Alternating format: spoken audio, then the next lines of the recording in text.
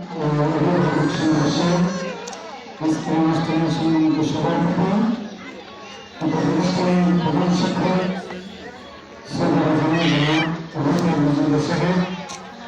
আজকের এই অনুষ্ঠানে প্রধান অতিথি আসন উপস্থিত রয়েছেন এই এলাকার কৃতি সন্তান ছোট বিদ্যালয়ের সম্মানিত প্রধান শিক্ষক জনাব মোহাম্মদ আব্দুল করিম মজুমদার সাহেব উপস্থিত আছেন প্রতিষ্ঠানের দক্ষ যোগ্য অভিজ্ঞ শিক্ষক মন্ডলী উপস্থিত আছেন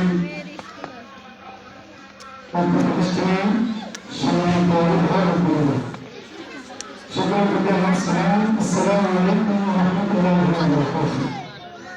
মহান আল্লাহ তাআলার দরবারে আলিশান বিশ্বনাথ শুকর আদায় করছি যে রব্বুল করিম সুবহানাহু ওয়া তাআলা 2011 সালে এই স্কুল প্রতিষ্ঠা করে এতটুকু পর্যন্ত ধারাবাহিকভাবে সুন্দর সুচারুরূপে প্রতিষ্ঠানটি পরিচালিত হয়ে আসছে।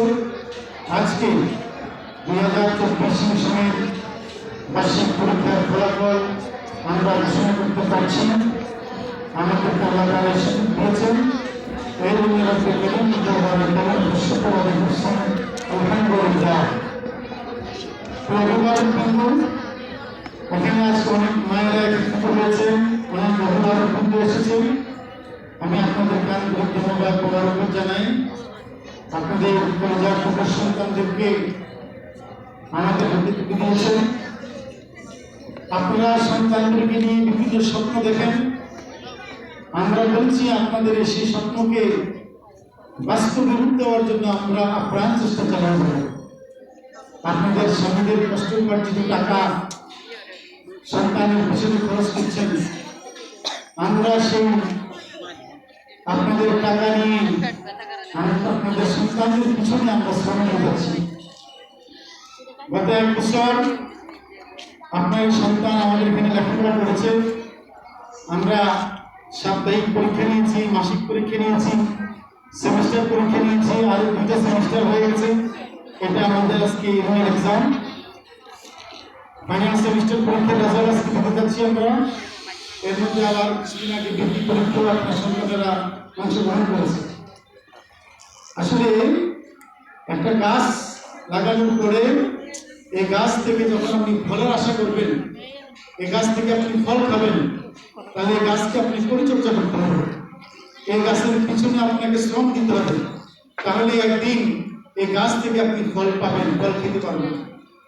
আর যদি এই গাছ লাগানোর পরে যদি আপনি কোনো পরিচর্যা না করেন, এই গাছের কোনো যত্ন না নেন, তাহলে কি এই গাছ থেকে আপনি ফলের আশা করতে পারেন? মায়েরা কি আমার কথা বুঝতে পারছেন? এই গাছ থেকে আপনি ফলের আশা করতে পারেন?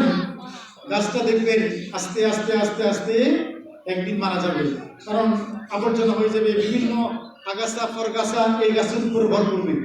দেখবেন অনেক সময় দেখা যায় অনেক একটা গাছের উপর আরো চতুর্দিক থেকে গাছ আইসা ভর করে শেষ পর্যন্ত গাছটাই মারা গেছে।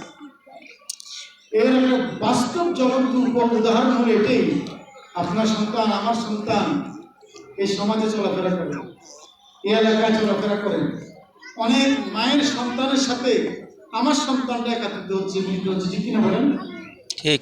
তাহলে এখন আমি যদি আমার সন্তানের পরিচর্যা না করি, আমি যদি আমার সন্তানের যত্ন না নিয়ে দেখাশোনা না করি, তাহলে ওই রকম যেরকম একটা গাছের উপরে আরো আগাছা পরগাছা এসা এই গাছটার উপর ঝেঁপে পড়ছে, ঠিক তেমনি আমার সন্তান, আপনার সন্তান, আমি যদি এই সন্তানকে খেয়াল না করি, এই সন্তান কোথায় যাচ্ছে, কোথায় ঘুরছে, কোথায় করছে, কি করতেছে, যদি খবরটা না ঠিক মতন নেই, তাহলে কি হবে?